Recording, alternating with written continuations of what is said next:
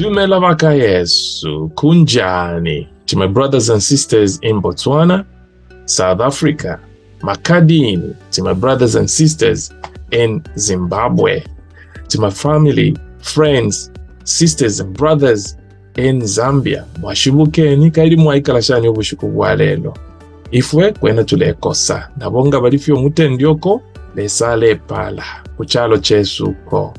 Yesu mukalamba. To my brothers and sisters in Kenya, the rest of Africa, and indeed the diaspora, welcome. Today, I have a special guest, and this is a dear friend of mine from way back. He was in the diaspora, and now he's back in Zambia. So we'll have a chat with him to look at what he's been doing while he was in the diaspora. Was he able to do something? Was he able to build back home? How did he do it? And is he able to help us if we are here in the diaspora? Because it's important. Like I always say, your network is your net worth. So we will get on and listen to what we will be discussing. And I hope you guys are going to be motivated or encouraged just as I am. But before we get into this, I would say, remember to click the like button, subscribe, and smack that bell. Hey, so that we can grow this community. I am excited about this community and I am learning quite a lot, and I hope you guys are doing so. But if you are being motivated, if you are being encouraged, please just drop me a comment in the comment section and say, hey, hi Kelvin, we are here with you. Hey, that will go a long way, and hey, that will help us as well to grow this community. So remember, we are here to share and indeed encourage one another. So enjoy this conversation, and I hope you will be blessed. Great. Thank you. My name is Fordson Kafweku. I'm a Zambian, and I've worked in a couple of places. I worked in Malawi, I've worked in South Sudan, I've worked in Tanzania, but pretty much I left Zambia in 2010. And then came back 2014, sorry, and then came back six years later. So I've been back since 2020. So I'm back home here in Zambia. Yeah. Fantastic. So how have you found, I mean, being back home, how have you found Zambia so far? Well, there's a lot of things that are going on, and particularly that Zambia is no longer the Zambia that we knew 10 years ago. Yes. There's been a lot of stuff that are going on. Particularly, I think, around infrastructure development. There are a lot of people that are building structures, both people that are within Zambia and especially those that are in the diaspora. I think many people have come to realize that you need to do something way back home before it gets too late, because land is really getting finished at the first rate. Yeah, that's what is happening out here. Fantastic. I mean, as the program says, how to build in Zambia while in the diaspora. Do you have any of your projects that were carried out or that you started while you were in the away from Zambia? Do you have some of those projects, or everything that you have, you started working? Certainly. No. I would say actually almost everything I did while I was in diaspora. We have a farm that we bought. Bought it off from my brother-in-law. It's a traditional land, but at least it's a development that has taken place there. Yes. We started building a block of flats, 3 by 2 bedroom flats in Salama Park in the Ibex area there. Yeah. We started that project in 2016. It's now finished. Yes. So this plot that you see here, I bought it when I was working in South Sudan. Okay. And the resources that we have used in this structure, actually, it was when I was out there in Tanzania. That's so everything else other than the house that we live in, yes, has been done when I was out of the country. Fantastic. And so are you able to share how you managed to do that while in the diaspora? Did you have close relatives in Zambia who are supervising, making sure that the quality is right? Or were you traveling between Zambia and wherever you were to just go and supervise? How did you do that? If you could just share some your experience on how you managed to do that.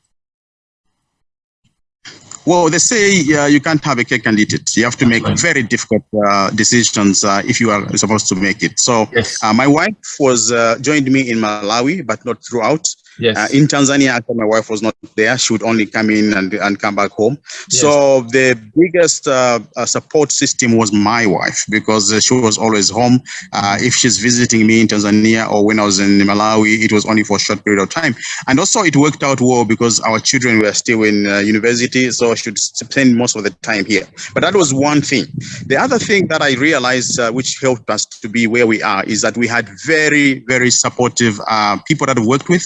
These are the people that are from the bricklayer to electrician to a plumber to a carpenter. These are the people that I started using them in 2008. Yes. So they are the people that bought our house, and they are people that are building even this structure that you can see behind here. So I've not changed them. So I've created a very good relationship with them.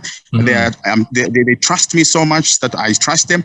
I think one thing is that, these guys, if you really do not make them suffer in terms of payments, they will do everything for you, because you tell them, I'm going to pay you on Monday, you pay them on Monday as agreed. They will do everything for you. So these guys are fantastic. 2 are Zimbabweans, the rest are Zambians. So I think one, it is my family, and especially my wife, because my wife has been there throughout. But the second thing is that I had very dedicated staff that have been working with me, and these guys, I started with them in 2008 up to now.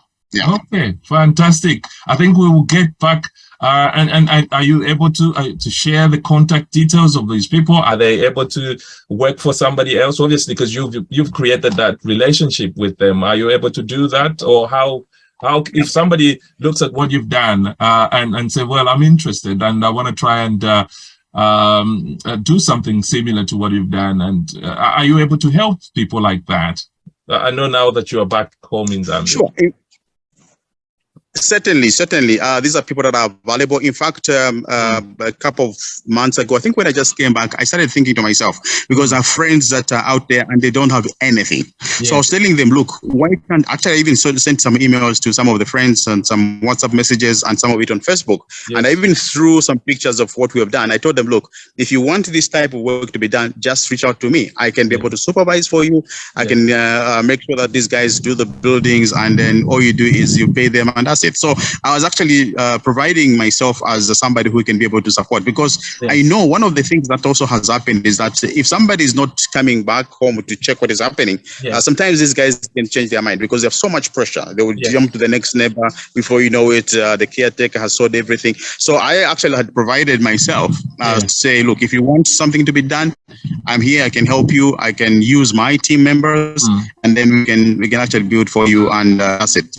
Okay, that's fantastic. That's fantastic. I'm sure probably at the end of this discussion, or maybe later on, you can send the details to me, and then I can put them on as we share this. But are you okay to just take us around to say something a little bit about where you are and what sort of size of plot is that, and what are you building where you are? Because that looks interesting. Well, this is just my retirement home. I think, like you can see, it's quite massive. It's a 4-bedroom house. Yes. It has my office, because I don't intend to work forever. Actually, in the next 2 years, I should be probably hanging my gloves because I want just to do a bit of some work, writing, and probably doing some consultancy, if any. But I just want to give in some time to church and to family, and also just to see how best I can help those who want to help. So this is a 4-bedroom house. All of them are self-contained. It has an office. It has a TV room. It has a laundry attached to it. So it's quite massive. It's 25 by 29 meters, but of course it's not like a box shop. But it's just nicely designed. I don't know whether you're able to see. So that's the front. The sitting room up there. I mean, the entrance there that you can see over there. Yes. But this side, I'm going around to where the kitchen is. By the way, because at one time I had a problem where thieves got my pump. Yes. So you can see that side. That's an extension which has got laundry. Yes. Okay. So you can see there. Then there's a veranda there in the middle there. Then there's a laundry there. And then around there. I've got my office and my bedroom and everything else. Also, what I did here is that I have provided the water system. Yes. I didn't want to use electricity. I have electricity in that small house over there. Yes. But I've used solar. Wow. I don't know whether you can see it down there. There's some solar panels over there. Yes. So there's a borehole over there and the solar panels. And this is the wall fence that we are building just to cover this side because that's the road. Yes. Also here, we plan to this is the external toilet and the shower. Yes. That's a laundry. Because we want to, when people are working here, to help us with this place, they shouldn't be struggling where to go. Yes, so we provided wonderful. Like that. Yeah. Yeah. So this is the kitchen, and I don't know whether it can be able to peek inside there, but let me see. It's dark in here, so I'm not sure. But always. Oh no, we can see you. I think. Yeah. Yeah. This is the kitchen. It's quite big. Wow, it's very massive. Yes. 5 by 5. Yeah, it's 5 by 5. And then this is the sitting room. What size of plot is that you said? It's half acre. What was that? This is 1.5 acre. Wonderful, wonderful. So what are your plans? 1.5 acre. It so you've got a house? What else do you intend to do there? Okay. I wish I had some. Maybe I can do a video at some point and send it to you. But we have a place where we've. A place that we have specifically left for the garden. Yes.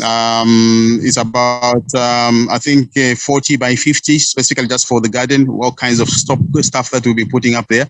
Yes. And also, we have a very massive chicken run in the corner there. It's already there. Okay. So that chicken run can take in something like 2,000 birds. Wow. Yeah, 2,000 birds. Well, how big is that?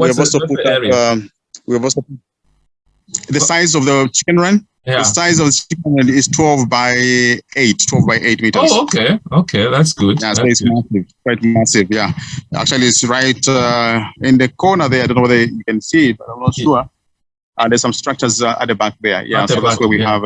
Okay. Yeah, and then we will also put up a fish pond because we feel that I think eventually we should be self-contained. We're going to put up a fish pond there. My plan is that at a farm in Mukonchi, we'll specifically raise or rear some goats. Okay. So we plan to have a cold room here. We plan to have more like a mini butchery, which will have a butcher boy somewhere there in the corner and cutting and then putting everything there and selling to people. Yes, that's what the plan. So it's going to be really, This is really exciting. I mean, oh gosh, you're doing a great job. You're really doing a great job. So, I mean, if you are, obviously you've seen all that, you've been in the diaspora, you're back home, what would be your advice? Yeah. Be it good or, or something to be watched out for? What could be your advice to the people in the diaspora? I think we have been duped for a long time. I think we need to learn from people that have made mistakes. Yeah. In most cases, I think what I've noticed is that we are not people that want to support one another. And so when you hear people like yourself, Kevin, who is actually enlightening people, when you hear people like myself, who is back home, and I'm saying, look, I have seen a lot of people who have kept money, right? Okay. So why not come back home, even if it's just 1 week, look for a piece of land, start something, look for people that you can help you and start something. Because once you start, there's no going back. Secondly, it's important for you to ask widely, look at people, what they have done, move around, find friends that you can trust, and start using some of those people that are already there. So like I said, for me, I have every person, starting from the guy that's digging the trenches to the guy that is connecting the electricity. In between here, all those guys are there. And I have contacts of people that I've been working with since 2008. Yes. So I think the most important thing is let's not reinvent the wheel. There are people that can help you there. And also, let's not wait. The appreciation of the kwacha in Zambia now, I think the time to utilize that resource is now. So let's not wait. Let's not reinvent the wheel. I think there are people out there that can help you. There are people that can help people that want to invest. Time is now. By the way, I forgot to mention also that in an event that somebody wants to maybe look for a company and they give them the money and all they can do is give them the keys. Those guys are there. Zambia has a lot of those opportunities.